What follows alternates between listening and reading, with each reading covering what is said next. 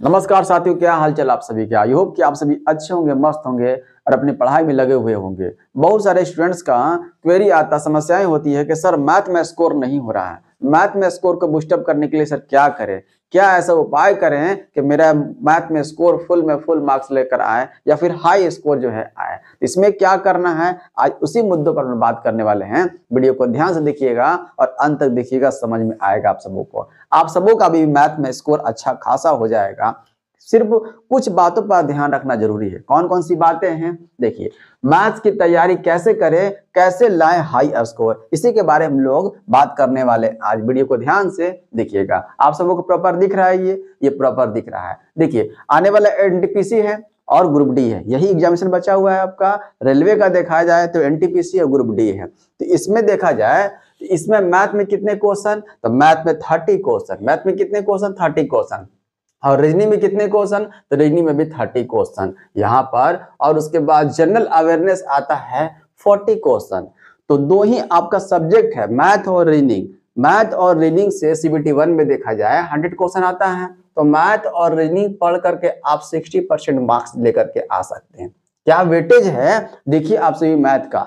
सिर्फ मैथ से आप क्वालिफाई, मैथ और रीजनिंग से क्वालिफाई कर सकते हैं, तो बिल्कुल कर सकते हैं। यहाँ जितना मैक्सिमम मार्क्स ला सकते हैं ना, आपकी क्वालिफाई का चांसेस उतना ही बढ़ जाएगा। अब यहाँ जनरल अवेयरनेस में देखिए कितने सब्जेक्ट हैं, तो 9 सब्जेक्ट है जनरल अवेयरनेस में। तो 9 सब्जेक्ट पढ़ करके 40 मार्क्स लाना आपके लिए बहादुरी है, या फिर 2 सब्जेक्ट पढ़ करके 60% मार्क्स लाना बहुत अच्छा है, आसान है। कौन सा है, तो हर कोई बोलिएगा कि 2 सब्जेक्ट पढ़कर 60% लाना बहुत इजी है। यहाँ पर 9 सब्जेक्ट कैसे कह दिए, देखिए जनरल अवेयरनेस में कौन कौन सा होता है। हिस्ट्री होता है, जियोग्राफी होता है, पॉलिटी होता है, इकोनॉमिक्स होता है। और उसके साइंस को लेकर चला जाए तो फिजिक्स हो गया, केमिस्ट्री हो गया, बायो हो गया, और उसके बाद करंट अफेयर्स हो गया, और एक स्टैटिक हो गया। 9 हो गया ना। तो 9 सब्जेक्ट पढ़कर 40 मार्क्स लाना आप आसान समझते हैं, या फिर 2 सब्जेक्ट पढ़कर मैथ और रीजनिंग पढ़कर 60% लाना आसान समझते हैं। तो हर कोई बोलेगा आसान तो 60% लाना है। ये जब आ जाएगा, और ये भी कैसे हाई स्कोर करेंगे, इसके बारे में लोग बात आगे करेंगे। वीडियो को ध्यान से देखिए सीबीटी 2 में भी क्या है, तो सीबीटी 2 में भी यहाँ पर 35 क्वेश्चन आ गया मैथ का, रीजनिंग का 35 क्वेश्चन, और जनरल अवेयरनेस का 50 क्वेश्चन। मतलब यहाँ पर भी देखा जाए लगभग में यहाँ पर भी 60% यहाँ पर वेटेज रखता है। कौन, मैथ और रीजनिंग। 2 सब्जेक्ट पढ़कर 60% मार्क्स आसानी से गेन कर सकते हैं, मैथ और रीजनिंग सिर्फ। और जनरल अवेयरनेस तो 9 सब्जेक्ट पढ़कर 50 मार्क्स, या फिर 50 मार्क्स, या फिर 2 सब्जेक्ट पढ़कर 60% मार्क्स लाना आपके लिए आसान है। कौन सा है आसान है, ये आसान है। कैसे लाएंगे देखते हैं हम। वही ग्रुप डी देखा जाए, एक ही एग्जाम होता है। यहाँ पर मैथ का क्वेश्चन कितना, 25, और रीजनिंग का क्वेश्चन कितना, 30। अगर देखा जाए टोटल क्वेश्चन पूछा था 100, तो यहीं पर हो गया 55 मार्क्स। 55 मार्क्स तो ये दोनों मिलाकर ही हो गया। और साइंस में देखा जाए तो साइंस में फिजिक्स है, केमिस्ट्री है, बायो है। यहाँ 3 सब्जेक्ट है 25 मार्क्स का। और यहाँ पर जनरल अवेयरनेस है, जो भी 6 बच गया, यहाँ पर 20 है। दोनों मिलाकर कितना, 9 सब्जेक्ट हो गया। 9 सब्जेक्ट में 45 मार्क्स, 9 सब्जेक्ट में 45 मार्क्स आएगा आपको, तैयारी कीजिएगा तो। और कौन सा, और अगर मैथ और रीजनिंग कीजिएगा तो 55 मार्क्स लाना इजी है। 2 सब्जेक्ट पढ़कर या फिर 9 सब्जेक्ट पढ़कर। कहाँ से जीके पूछता है, कहाँ से जनरल अवेयरनेस पूछता है, कोई अता पता नहीं है। पर मैथ और रीजनिंग पढ़कर, ये लिमिटेड चैप्टर है, 22 से 23 चैप्टर हैं। अगर इसको कर लीजिएगा तो आपको आसानी से यहाँ पर फुल मार्क्स आ जाएगा, कहीं कोई दिक्कत नहीं है। अब हम लोग देख लेते हैं कौन कौन सा चैप्टर है। देखिए वेटेज क्या रखता है, चाहे एनटीपीसी हो, चाहे ग्रुप डी हो, मैथ का वेटेज क्या है। मैथ का वेटेज देख लीजिएगा, यहाँ पर लिखा हुआ है टोटल। देखिए यहाँ पर NTPC, group D weightage. Number system से देखा जाए तो नंबर सिस्टम से 4 से 5 क्वेश्चन एनटीपीसी में, और ग्रुप डी में 4 से 5 क्वेश्चन एनटीपीसी में और ग्रुप डी में नंबर सिस्टम से। एलसीएम एचसीएफ से 1 से 2 क्वेश्चन, 1 से 2 क्वेश्चन पहले देख लेते हैं। उसके बाद हम लोग कैसे इंप्रूव करेंगे उसके बारे में बात करेंगे। सिंप्लीफिकेशन से 5 से 6 क्वेश्चन, 5 से 6 question. Power, indices and search से 2 से 3 क्वेश्चन, यहाँ भी 2 से 3 क्वेश्चन।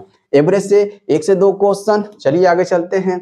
रेशियो प्रोपोर्शन से 2 से 3 क्वेश्चन, 2 से 3 क्वेश्चन। और एलिगेशन और मिक्सर से 1 से 2 क्वेश्चन, 1 से 2 क्वेश्चन। परसेंटेज से 3 से 4 क्वेश्चन पूछा जाता है। प्रॉफिट एंड लॉस से 1 से 2 क्वेश्चन, डिस्काउंट से 1 से 2 क्वेश्चन, और सिंपल इंटरेस्ट से 1 से 2 क्वेश्चन, कंपाउंड इंटरेस्ट से 1 से 2 क्वेश्चन, टाइम एंड वर्क से कितने क्वेश्चन, 1 से 2 क्वेश्चन, पाइप एंड सिस्टर से 1 से 2 क्वेश्चन, और टाइम स्पीड एंड डिस्टेंस से 1 क्वेश्चन और 2 क्वेश्चन पूछा जाता है। बोट एंड स्ट्रीम से 1 क्वेश्चन, सीक्वेंट एंड सीरीज से 1 क्वेश्चन, अलजेब्रा से 1 से 2 क्वेश्चन, ट्रिग्नोमेट्री से 1 से 2 क्वेश्चन, ज्योमेट्री से 2 से 3 क्वेश्चन, मेंसुरेशन से 3 से 4 क्वेश्चन, स्टैटिक्स और डीआई से 2 से 3 क्वेश्चन, और मिसलेनियस से 2 से 3 क्वेश्चन।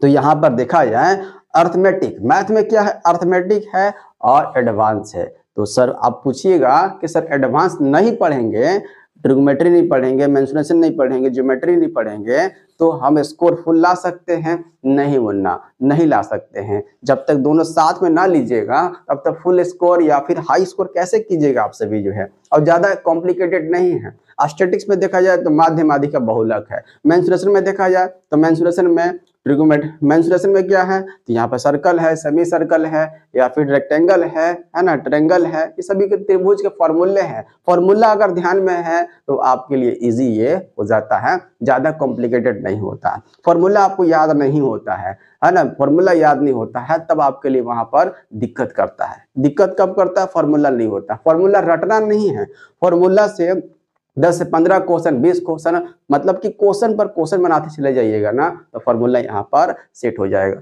फॉर्मूला यहाँ पर क्या हो जाएगा? सेट हो जाएगा। यही करना है आपको। ज्योमेट्री हो गया, एडवांस में यही सब करवा देंगे आप सबों को, कहीं कोई दिक्कत नहीं है। और मैं आप लोगों को क्या देने वाला हूँ सब कुछ बताऊंगा आप सबों को। देखिएगा यहाँ तक कोई दिक्कत? तो कितने चैप्टर हो गए? 21 और 22 और 23 चैप्टर मात्र है। 23 चैप्टर में आप सबों को यहाँ पर 30 मार्क्स हो गया, 30 मार्क्स हो गया। वहीं देखा जाए CBT 2 में देखा जाए तो 35 मार्क्स हो गया। ग्रुप डी में देखा जाए 25 मार्क्स हो गया। मतलब 55 मार्क्स से 55% देखा जाए ग्रुप डी में, और उधर देखा जाए तो 60% मार्क्स सिर्फ 2 सब्जेक्ट आपको दे रहा है। आज हम लोग बात करने वाले हैं मैथ में हाई स्कोर कैसे करें। देखिएगा मैथ में हाई स्कोर कैसे करें।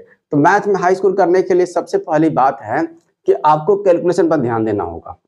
कैलकुलेशन रोज का 15 मिनट जो है अपने कैलकुलेशन पर फोकस करना होगा। कैलकुलेशन पर फोकस करना होगा। कैलकुलेशन पर फोकस करना होगा। क्या है इसमें कैलकुलेशन में? तो 1 से 30 तक का टेबल आपको याद है? अपने आप से पूछिए 1 से 30 तक का टेबल याद है कि नहीं याद है? अगर नहीं याद है तो आप सभी 1 महीने चलिएगा। जिस हिसाब से मैं चलने के लिए आपको बोल रहा हूं उस हिसाब से चलिएगा। 1 महीने मात्र चलिएगा तो आपका अच्छा खासा कैलकुलेशन हो जाएगा। कैलकुलेशन में आप जो है अच्छा खासा करने लग जाइएगा, और जो भी होगा उसके बाद अपने आप आपका स्पीड बढ़ जाएगा। स्पीड कैसे बढ़ता है? अगर किसी को मिला जाएगा 25 × 26 करने के लिए मिलेगा, ठीक है, 25 × 26 जो है करने के लिए सिंप्लीफिकेशन मिलेगा। 1 मल्टीप्लाई करेगा और 1 को पता है कि 25 × 25 कितना होता है? 625 होता है। 625 में 25 को एक ऐड कर देंगे तो कितना हो जाएगा? 650 हो जाता है। तो ये जो है ये कौन करेगा? ये कैलकुलेशन जो किया हुआ है 1 महीना जो है अपने आप को समय दिया है, 15-15 मिनट 10-10 मिनट का समय दिया है, वो आसानी से कर सकता है। इससे आपका जो है दिमाग जो है तेज हो जाएगा। ये भी आपका वर्क करना शुरू कर देगा। आई बात समझ में? तो ये 1 से 30 तक का टेबल जो है आपके मुंह पर होना चाहिए, ये ध्यान रखिएगा। 10 से 15 मिनट समय देना है। और क्या होना चाहिए?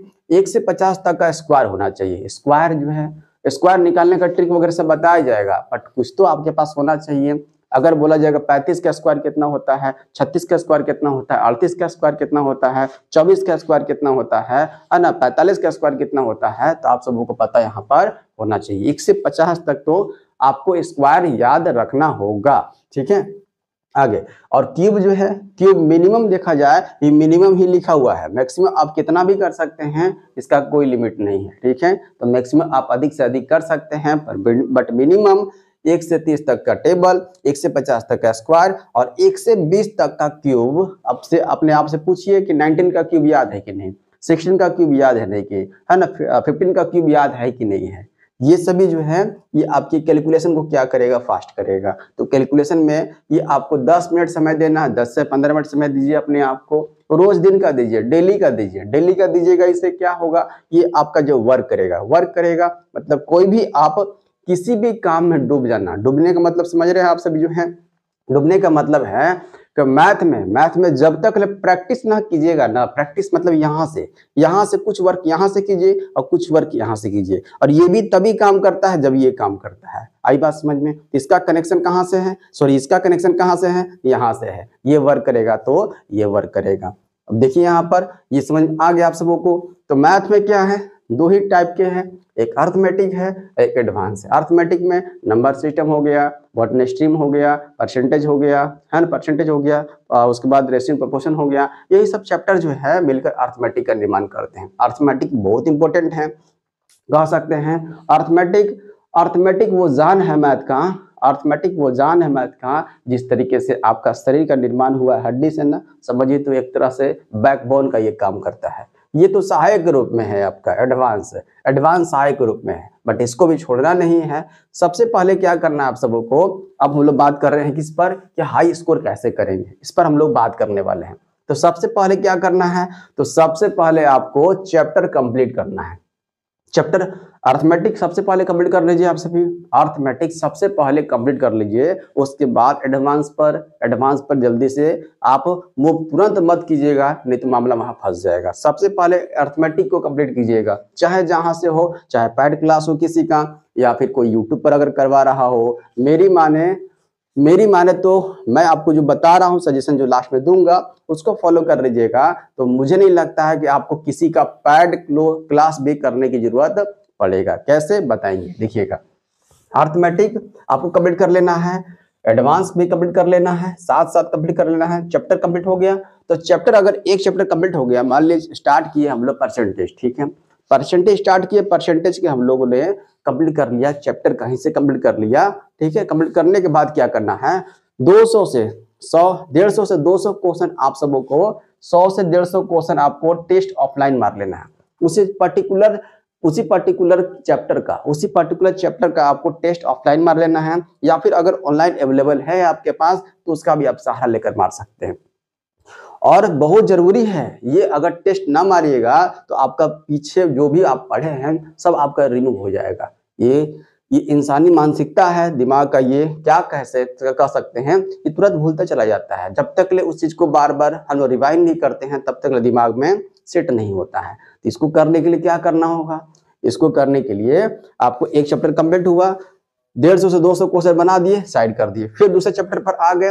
दूसरा चैप्टर कौन सा, दूसरा चैप्टर प्रॉफिट एंड लॉस का, प्रॉफिट लॉस पढ़ लिए, उसका क्वेश्चन कर लिए, उसका क्वेश्चन कर किए, उसके बाद जो है उसका क्वेश्चन करने के बाद ना पीछे वाला का भी जो क्वेश्चन है 50 क्वेश्चन 100 क्वेश्चन उसका भी बनाकर चलेंगे। मतलब पीछे वाले को लेकर चलते रहना है हर वीक में, या फिर हर एक चैप्टर खत्म होगा तो साथ में जो पीछे छोड़े हैं ना, जिसको कंप्लीट कर लिए हैं उसको भी 50 क्वेश्चन कुछ ही कीजिए वहां से। अब जरूरी नहीं है कि हर बार जो है 100-150 क्वेश्चन पीछे वाला का करे, बट रिवीजन के तौर पर लीजिए, उसको लीजिएगा और 50 से 60 क्वेश्चन कर लीजिएगा तो आपका रिवाइज होता चला जाएगा। यही है स्कोर बढ़ाने का तरीका। आप सब अगर यूज कीजिएगा तो बढ़ेगा, बूस्टअप होगा। सबसे पहला ये है, कैलकुलेशन पर काम कीजिएगा। कैलकुलेशन पर ये आपके पास होना चाहिए। उसके बाद चैप्टर मूव करेंगे, एक चैप्टर खत्म होगा, उसके बाद सेकंड चैप्टर पर मूव। ऐसा नहीं कर जाना है, वहां पर क्वेश्चन करके ऑनलाइन या ऑफलाइन तब मूव करना है, ठीक है। उसके बाद थर्ड पर कीजिएगा, तो थर्ड पर जब मूव कीजिएगा तो सेकंड वाले को प्रैक्टिस करना है और साथ साथ कुछ क्वेश्चन फर्स्ट वाले को भी कर लेना है ताकि रिवीजन मोड में रहे, तब थर्ड की ओर मूव करेंगे। ये तरीका आपको कब तक करना है, जब तक ले आपका ये कंप्लीट नहीं चैप्टर हो जाता है तब तक करना है, ठीक है, जितना जल्दी हो सके। अब उसके बाद क्या करना है, ये सभी आपके प्रैक्टिस पर है, ये सभी चीज जो है आपके प्रैक्टिस पर है। तो प्रैक्टिस आप जितना कीजिएगा उतना आप निखरिएगा, जितना कीजिएगा उतना आप निखरिएगा। एक तरह से होता है ना कि डूब जाना होता है ना, मैथ में आप सबों को कुछ घंटों के लिए डूब ही जाना समझिए तो ये है। तो प्रैक्टिस से आप अपने आप को निखार सकते हैं। उसके बाद जब कंप्लीट हो जाएगा तो आप यहाँ पर मॉक लगा दीजिए, कोई दिक्कत नहीं है। मॉक किसी भी प्लेटफॉर्म का, किसी भी ऑनलाइन प्लेटफॉर्म का मॉक ले लीजिए। मैथ का क्वेश्चन है पर्टिकुलर बना हुआ है चैप्टर वाइज, चैप्टर उठाइए और बनाइए। और उसके बाद क्या करना है, तो पीवाईक्यू मॉक लगाइए। पीवाईक्यू मॉक का मतलब प्रीवियस ईयर क्वेश्चन में किस तरह का क्वेश्चन फ्रेम हुआ है उसको देखिए। अगर परसेंटेज पढ़े हैं, पूरा चैप्टर अगर पढ़े हैं, तो उसे कौन कौन सा टाइप का क्वेश्चन फ्रेम हुआ है कौन बताएगा, ये आपका पीवाईक्यू बताएगा, प्रीवियस ईयर क्वेश्चन बताएगा। चाहे एनटीपीसी हो, चाहे ग्रुप डी हो, चाहे एलपी हो, चाहे टेक्नीशियन हो, चाहे आरपीएफ हो, चाहे जेई हो, जो भी है आप सबों का, तो कौन बताएगा, तो पीवाईक्यू मारना मस्ट है, बहुत जरूरी है। चले आगे हम लोग देखिए, याद समझ में आ गया। तो बूस्टअप कैसे करना है आप सबों को, बूस्टअप के लिए यही दो तरीका है, ये कंप्लीट करना है और ये आपको 10 से 15 मिनट, एक महीना अपने आप को दीजिए, यह वर्क करना शुरू कर देगा आप सबों का ये चीज, ठीक है। और जो भी इसका ट्रिक वगैरह होगा, चलिए हम लोग उसके बारे में बात करते हैं। देखिए मेरा प्रयास क्या रहेगा मैथ और रीजनिंग को लेकर इस चैनल पर, आप सभी देखिए इस चैनल पर, ये चैनल नया क्रिएट किया गया है, आप सभी अपना प्यार बनाए रखिए इस चैनल पर, ताकि मैं इस पर अच्छे तरीके से वर्क कर सकूं आप सबों के लिए, आपके हित के लिए, और आपके एग्जाम और ये आपके सपनों को नजदीक ले जाने के लिए कुछ वर्क हम लोग कर सकें, मिलकर करेंगे तो बहुत बेटर होगा। कैसे, देखिए इस चैनल पर कुछ चैप्टर मैथ का करवाया हुआ है ना, बेसिक से करवा रहे हैं, बेसिक से स्टार्ट किया जा रहा है। आज से अगर देखा जाए तो आज से आप सबों को कैलकुलेशन पे काम कर रहे हैं, कैलकुलेशन पे काम कर रहे हैं। पहले स्क्वायर बताएंगे कैसे निकालना है, उसके बाद स्क्वायर रूट बताएंगे, उसके बाद क्यूब बताएंगे, क्यूब रूट बताएंगे, उसके बाद मल्टीप्लिकेशन कैसे करना है 2 डिजिट का। मतलब कि जो भी आपके कैलकुलेशन में जरूरी पार्ट है उसको सबसे पहले हम लोग निपटारा करेंगे इस चैनल पर, एक वीडियो पहुंचेगा आप सबों के साथ, ठीक है। उसके बाद स्टार्ट करेंगे क्या, उसके बाद जो बच्चा एकदम नया है, एकदम फ्रेशर है, उसके लिए सभी कैलकुलेशन के पार्ट को खत्म करने के बाद स्टार्ट किया जाएगा। कहां से, नंबर सिस्टम से स्टार्ट करेंगे। कहां से स्टार्ट करेंगे, तो नंबर सिस्टम से यहां से स्टार्ट किया जाएगा। देखिए यहां से नंबर सिस्टम स्टार्ट करेंगे, एकदम बेसिक स्टार्ट करेंगे, एकदम बेसिक से कोशिश करेंगे ताकि जो चीज आपको पैड क्लास में पढ़ाया जाता है वो चीज मैं आप सबों को यहाँ पर प्रोवाइड कर सकूं। बट यहाँ पर आप सबों के लिए यहाँ पर एक बहुत बड़ी बात यहाँ पर क्या होगी कि आप सबों को रेगुलर और कॉपी और पेन लेकर के बैठना होगा और टोटली चीज उतारना होगा। जिस तरीके से आपको पैसा लगता है, पैड में लगता है और कॉपी और पेन लेकर बैठते हैं, उसी तरीके से ये जो मैं करवा रहा हूँ यहाँ पर यूट्यूब पर, वो टोटली आपको क्या करना है, पेन और कॉपी ले करके और टोटली उसको एक नोट्स बनाना है, क्योंकि हैंड रिटन आपका बहुत इंपॉर्टेंट है जो आपके रिवीजन में मदद करेगा। हैंड रिटन बनाइएगा जरूर, ठीक है। चलिए तो नंबर सिस्टम उस तरह से खत्म करेंगे, तो बेसिक से एलसीएम एचसीएफ खत्म करेंगे, सिंप्लीफिकेशन जो नए हैं, फ्रेशर हैं, रेलवे के लिए तैयारी कर रहे हैं, उसके लिए मैं खत्म करूंगा। ये टोटल चैप्टर दिख रहा है आप सबको, दिख रहा है ना, टोटल स्टार्ट करेंगे कब, जब ये खत्म होगा आपका कैलकुलेशन वाला पार्ट, तब तो 1 वीक तक नहीं चलेगा, 1 वीक तक चलाएंगे, उसके बाद जो है नेक्स्ट वीक से आपका स्टार्ट कर दिया जाएगा। कोई दिक्कत यहाँ तक, तो मैथ भी इस तरीके से किया जाएगा और रीजनिंग भी आपको इसी चैनल पर हम लोग प्रोवाइड करेंगे, इसी चैनल पर प्रोवाइड किया जाएगा। तो आपसे भी जुड़ जाइएगा, इससे आपको बेनिफिट। मैं कोशिश करूंगा कि आपकी एग्जाम से पहले तक, एग्जाम की में टाइम कितना है आप सबों का, एग्जाम में देखा जाए अभी तो एनटीपीसी का फॉर्म डलाया हुआ है, अभी ग्रुप डी का नोटिफिकेशन आया भी नहीं आया है, सिर्फ शॉर्ट नोटिस जारी किया गया है कि 23 जनवरी से आपका फॉर्म ग्रुप डी का भराएगा, ठीक है। 23 जनवरी से 22 फरवरी तक ये फॉर्म भराएगा। तब भी उसके बाद अगर फॉर्म डालने के बाद भी देखा जाए तो 3 से 3.5 महीने का टाइम आपको दिया जाता है। मेरे अनुमान के हिसाब से ग्रुप डी और एनटीपीसी का एग्जाम आरआरबी जो है साथ लेगा मेरे अनुमान से। अब देखिए तो कितना भी अगर कम किया जाए तो 3 से 3.5 महीना आपको टाइम मिलने वाला है, और 3 से 3.5 महीना अगर रेगुलर मेरे साथ रहिए तो आपको जो है टोटली मैथ और रीजनिंग में कहीं कोई दिक्कत नहीं होने दिया जाएगा, और जैसे जैसे बोलेंगे वैसे वैसे आप कीजिएगा। इस वीडियो को यहीं रखते हैं, और अगर कोई क्वेरी होगा, कोई समस्याएं होगी तो पूछिएगा जरूर। धन्यवाद साथियों।